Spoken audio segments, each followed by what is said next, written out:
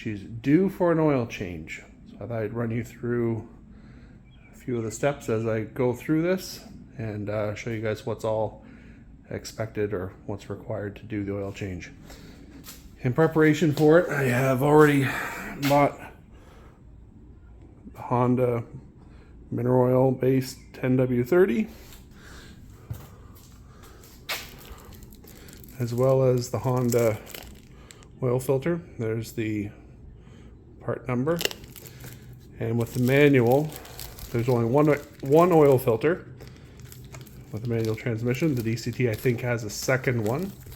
And then also there are 2 drain plugs, so you need 2 new crush washers to go between the drain plug and the oil pan. So, first things first, you can see that it has the aluminum skid plate here. Unfortunately, it is in the way of actually doing the oil change. So you have to undo all the bolts. I think there's 5 or 6 of them around. A couple here, one here on each side, and a couple on the bottom as well that have to be undone on the bottom. They're all Allen key, so it shouldn't be too much of an issue to remove those. And then I'll show you what it looks like after we get it undone.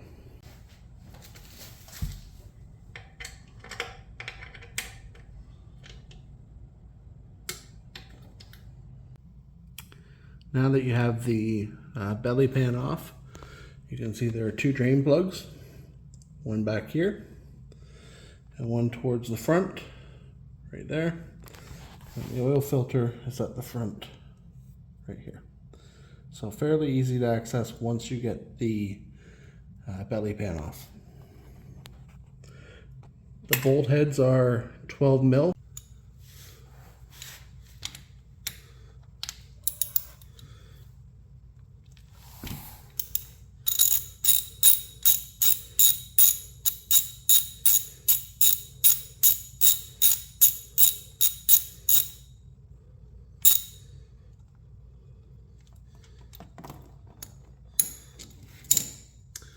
Don't forget to get the little crush washer off.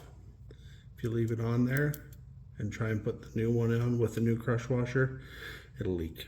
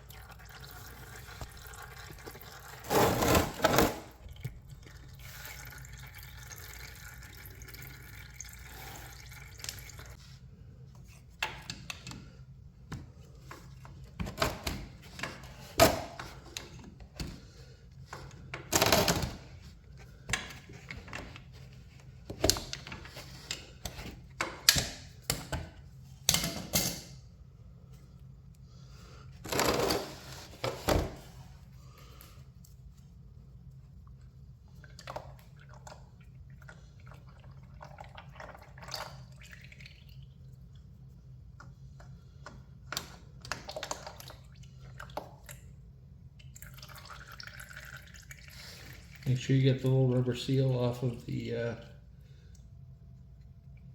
face of the engine. If you don't get it, it will leak. Before reinstalling the new filter, the O-ring needs a little bit of a thin layer of fresh oil. So I just dip my finger in new oil, put a thin film around the O-ring to get it to seat better on the engine flange. Using a clean rag, just wipe away the old oil around the flange so you have a nice smooth clean surface for the new filter to bed against.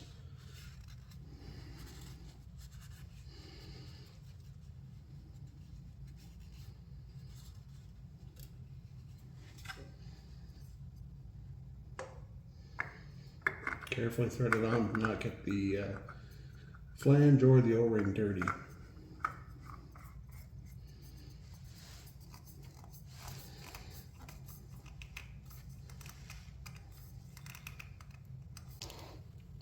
Clean off the drain plugs with a clean rag and get your new crush washer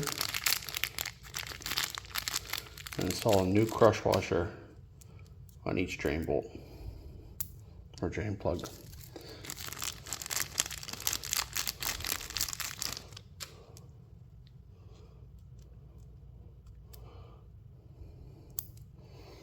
Once the engine case is finished dripping, we're ready to install these.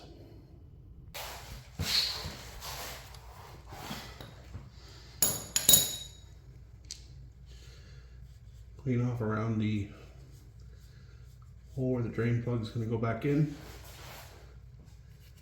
Clean off any of the old oil and dirt. Make sure there's a nice flat surface for the crush washer to bed against.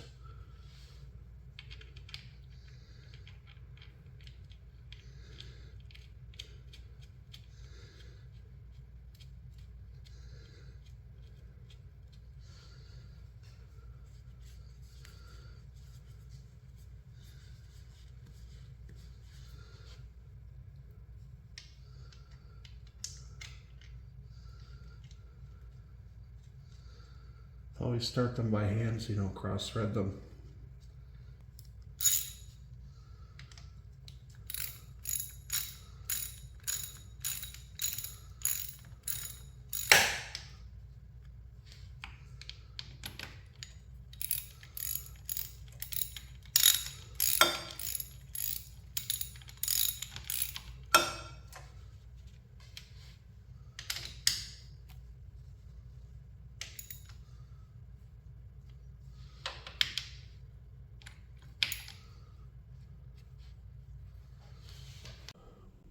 Checking the oil quantity required after a full drain and oil filter change.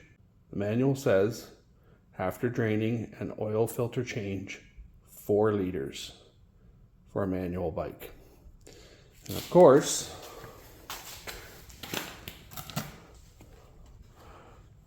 the jug of oil is 3.8 or 3.785 liters.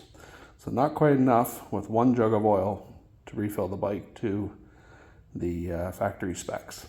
Luckily I have a little bit left over from last time I changed oil on my other bike. So now we're ready to refill the engine case with fresh oil.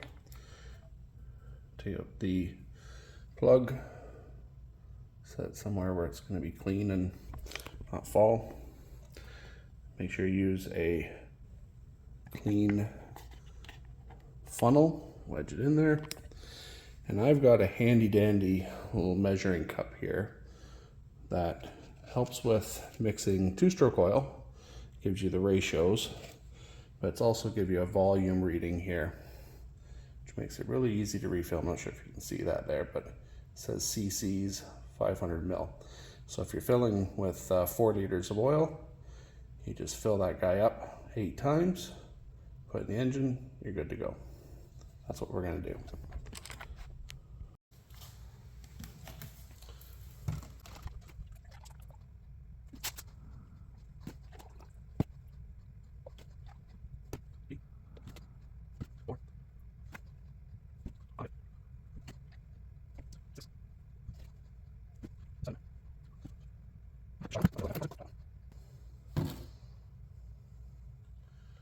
And there's 8.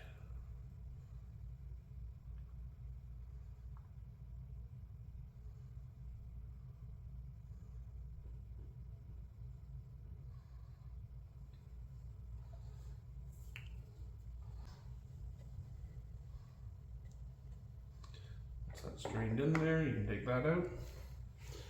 Then reinstall your oil plug for the cap.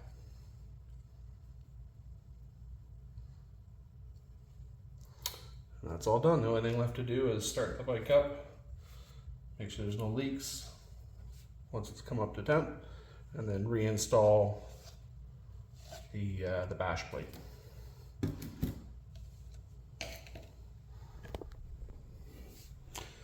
So job done. As I said, bash plate needs to still go back on, and we're going to start the bike up. When reinstalling the belly pan, you'll notice that there's one tab here at the back. It doesn't attach with a bolt. It actually slides over this little post here that's on the bike itself.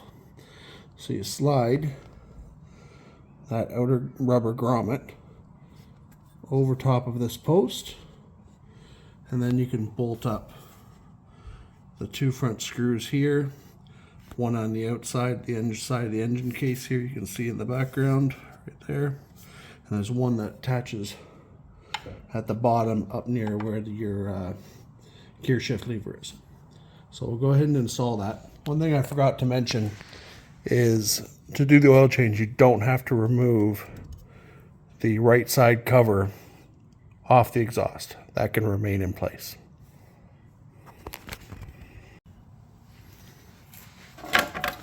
So you slide the rubber grommet here at the back over that post,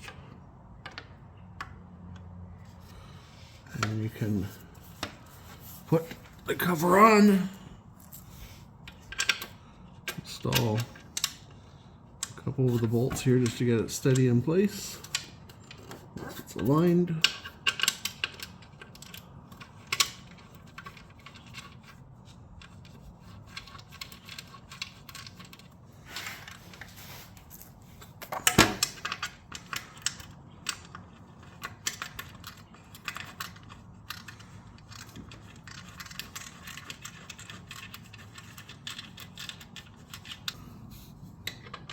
don't tighten them right away. Just get them so that they're snug so they hold it in place. Then you can do the final tighten at the end. I would recommend not putting them very tight. From the factory they were extremely tight, and they actually had to be basically snapped to get them to come loose with a lot of force on the wrench. I would recommend not to put that much back on it, that much torque back on, because it will make installation and disassembly that much more difficult again into the future, and you don't want to strip a bolt. The bolt that goes in the back here by the shift lever has an extra little sleeve on it. You have to make sure that sleeve is inserted into the rubber to make sure you get proper contact. This fell out on me whenever I was disassembling, and it took me a second to figure out where it came from.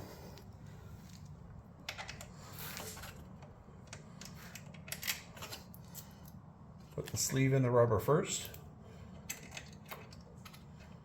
and then you can get it aligned with the screw hole in behind.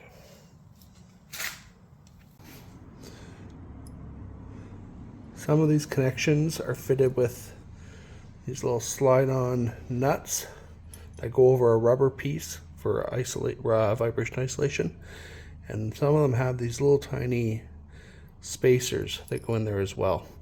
They're a little bit fiddly to deal with when reinstalling the belly pan.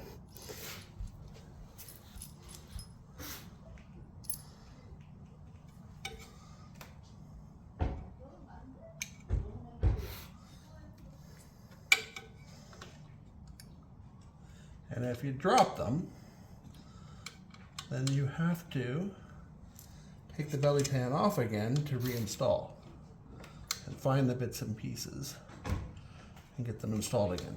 So, a bit of a pain in the butt.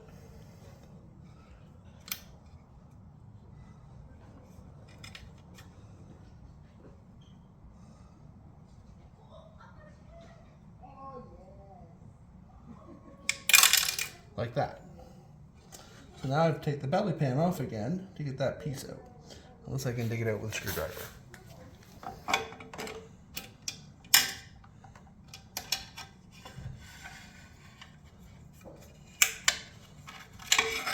I got lucky that time. Let's try and get this installed again.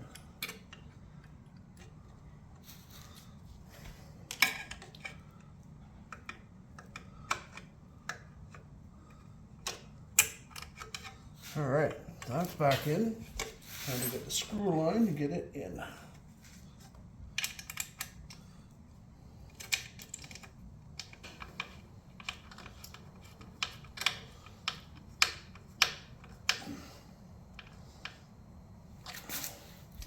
Okay, now that all of them are installed, you can go around and check the tightness of all the screws. And then we're finally done.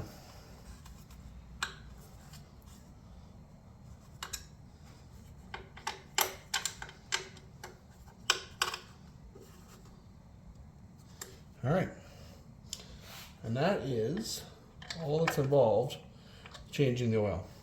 Not as straightforward because of all the extra protection this bike has for going off-road in comparison to a straight street bike, but I suppose this is a little bit necessary if I ever take it on some gravel roads to provide some additional protection.